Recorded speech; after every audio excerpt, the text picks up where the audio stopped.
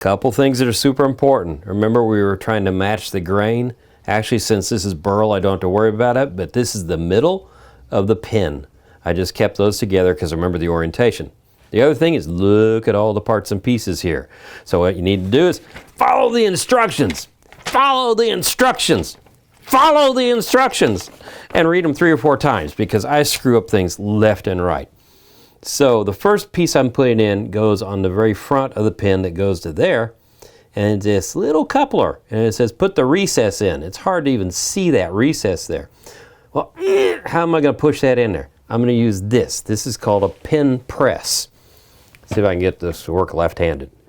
So I'm going to push and there. See, it went inside and it pressed the part in flush. I'm going to repeat that on all the other parts and follow the instructions, and we should be able to be ready to assemble our pin.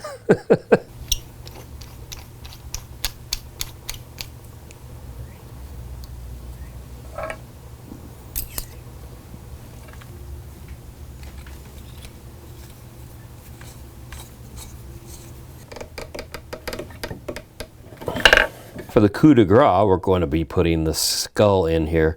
And you have to follow the instructions because you need to match up the parts the way they said. Also, I oriented the grain the way I wanted to show it off the most. So I think we're in the right spot here. Hold this 3 ways from Sunday and start to press here. Do this right-handed, left-handed. There we go. There we go. Come on, do it, do it, do it, do it, do it. Yes, I need to do that one more time. Just need a little more room here. Get it really nice and tight. Because it's important. This is going to be together for a long time. Oh, there we go. Perfect. Now, take this, push it on. Look at that.